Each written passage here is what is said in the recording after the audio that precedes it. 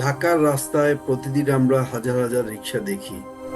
কেউ অফিসে যাচ্ছেন, রিক্সায় উঠছেন। কেউ স্কুলে যাচ্ছেন, রিক্সায় উঠছেন। কেউ বাজারে যাচ্ছেন, রিক্সায় উঠছেন। কিন্তু আমরা কি কখনো ভেবে দেখেছি যে মানুষটি আমাদের গন্তব্যে পৌঁছে দিচ্ছেন, তার নিজের জীবনের গন্তব্য কোথায়? কেন তারা প্রজন্ম থেকে প্রজন্মে এক অন্তহীন অভাবের বেড়াজালে আটকে থাকে? অর্থনীতিতে একে বলা হয় দারিদ্র্যের দুষ্ট চক্র। বন্ধুরা, আজ আমরা জানব কিভাবে আমাদের সমাজে এই চালিকা শক্তিরা এই চক্রের নির্মম শিকার হচ্ছেন। হ্যাঁ বন্ধুরা, আমরা আজকে আমাদের সমাজের যে চালিকা শক্তি রিক্সাওয়ালা, তাদের জীবনের দারিদ্র্যের দুষ্ট চক্রের প্রভাবটি ব্যাখ্যা করতে চলেছি। বন্ধুরা, আমরা প্রথমেই দেখে নেই যে দারিদ্র্যের দুষ্ট চক্র কি। আসলে দারিদ্র্যের দুষ্ট চক্র বা ভিশাস সার্কেল অফ পভার্টি হলো এমন একটি অর্থনৈতিক অবস্থা যেখানে একটি দেশ বা পরিবার দারিদ্র্যের এমন এক জটিল শৃঙ্খলে আটকে থাকে যা থেকে স্বতঃস্ফূর্তভাবে বের হওয়া অসম্ভব হয়ে পড়ে। অর্থনীতিবিদ রাগনার নার্স এই ধারণার প্রবক্তা। সহজ কথায় বলা যায় যে তারা দরিদ্র কারণ তারা দরিদ্র। চক্রটি যেভাবে কাজ করে, প্রথমে স্বল্প আয়, স্বল্প আয়ের কারণে স্বল্প সঞ্চয়, স্বল্প সঞ্চয়ের কারণে স্বল্প বিনিয়োগ, স্বল্প বিনিয়োগের কারণে স্বল্প উৎপাদনশীলতা এবং পুনরায় স্বল্প আয়। এভাবেই চক্রটি চলতে থাকে বন্ধুরা। আমাদের দেশে রিকশাওয়ালাদের কম আয় থাকে, ফলে তাদের সঞ্চয় একবারেই নেই বললেই চলে, তাদের কোনো বিনিয়োগ নেই বললেই চলে, তাদের শিক্ষা ও দক্ষতার অনেক অভাব রয়েছে, তাদের কাজটা হচ্ছে কম আয়ের কাজ, তারা অসুস্থতা ও ঋণগ্রস্ত থাকে প্রায় সময়। ফলত তাদের আয় আরো কমে যায়, আবার তারা দারিদ্র হয়ে যায়। এটাই দারিদ্র্যের দুষ্ট চক্র। বন্ধুরা, রিক্সাওয়ালারা সারাদিন রিক্সা চালান, রোদে বৃষ্টিতে ধুলায় যানজটে। দিন শেষে তার হাতে কিছু টাকা আসে, কিন্তু প্রশ্ন হলো, এই টাকা কি তাকে দারিদ্র থেকে বের করে আনতে পারে, নাকি তিনি এমন একটি অদৃশ্য চক্রের মধ্যে আটকে আছেন যেখান থেকে বের হওয়া অত্যন্ত কঠিন?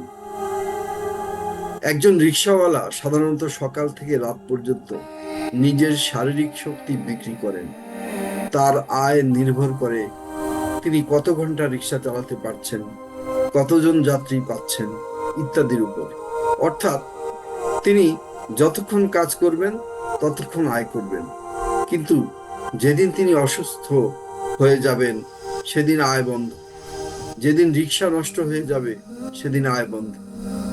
যেদিন কোনো দুর্ঘটনায় পতিত হন সেদিন শুধু আয় বন্ধই নয়, বরং চিকিৎসার খরচও শুরু হয়ে যায়। এটাই দারিদ্র্যের দুষ্ট চক্রের প্রথম বাস্তবতা। তাহলে কি রিক্সাওয়ালারা সারা জীবন রিক্সাই চালাবেন? কিভাবে এই দারিদ্র্যের দুষ্ট চক্র বা ভিশাস সার্কেল অফ পভার্টি ভাঙা যায়? এই দুষ্ট চক্র ভাঙতে হলে চক্রের কোনো একটি ধাপে বাইরে থেকে জোরপূর্বক পরিবর্তন আনতে হয়।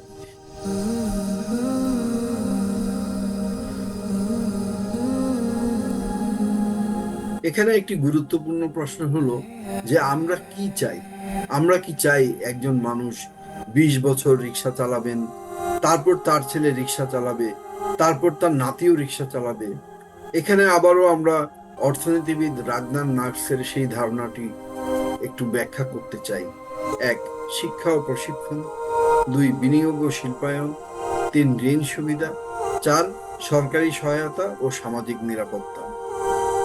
রিক্সা চালানো কোনো অসম্মানের কাজ নয়, শ্রমের কোনো কাজই অসম্মানের নয়। কিন্তু প্রশ্ন হলো, একজন মানুষ কি তার ইচ্ছা ও যোগ্যতা অনুযায়ী জীবনে উন্নতি করার সুযোগ পাচ্ছেন? একজন রিক্সাওয়ালা যদি চান, তার কি অন্য কোনো পেশায় যাওয়ার সুযোগ আছে? তিনি কি কারিগরি প্রশিক্ষণ পেতে পারেন, অথবা তিনি কি সহজ শর্তে ঋণ পেতে পারেন না? তার সন্তান কি মানসম্মত শিক্ষা পেতে পারে না? বন্ধুরা, চলুন এবার দেখা যাক দারিদ্র্যের দুষ্টচক্র ভাঙ্গার বিষয়ে বাংলাদেশের সংবিধান কি বলে।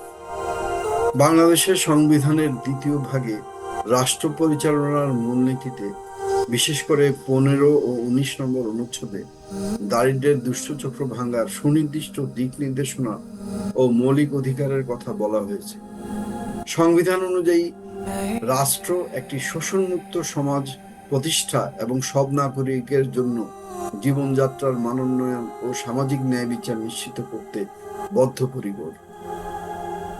বন্ধুরা, একসময় ঢাকার মতো সিঙ্গাপুর শহরেও রিকশার মতো ট্রিশো প্রচলিত ছিল।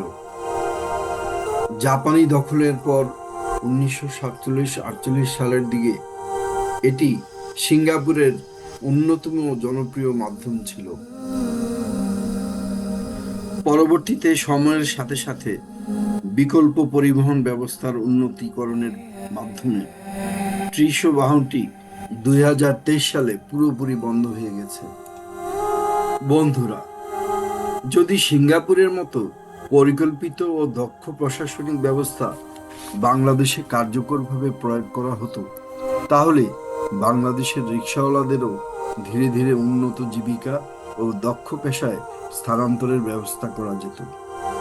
উল্লেখ্য যে সিঙ্গাপুরে কম আয়ের মানুষের অবসরকালীন সঞ্চয় বাড়াতে সিঙ্গাপুর সরকার নগদ অর্থ প্রদান করে এবং জীবনযাত্রার মান উন্নত করতে সরকার সেন্ট্রাল প্রভিডেন্ট ফান্ড বা সিপিএফ অ্যাকাউন্টে বাড়তি অর্থ জমা করে দেয়।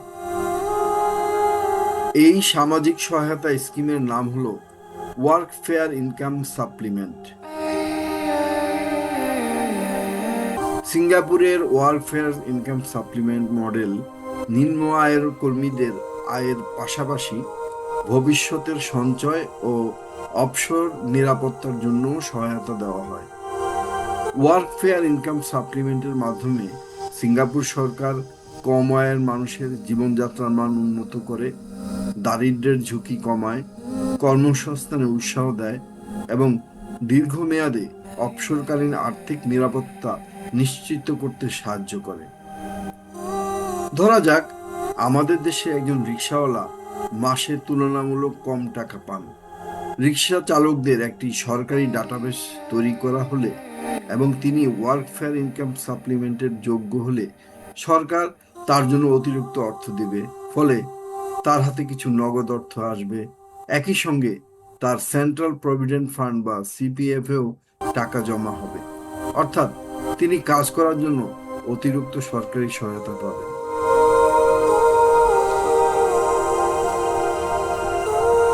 আমরা যখন রিকশায় বসে গন্তব্যে পৌঁছাই, তখন হয়তো আমরা শুধু ভাড়াটুকুই দেখি, কিন্তু সেই ভাড়ার পেছনে একজন মানুষের ঘাম আছে, তার পরিবারের স্বপ্ন আছে, তার সন্তানের ভবিষ্যৎ আছে, তার জীবনের সংগ্রাম আছে।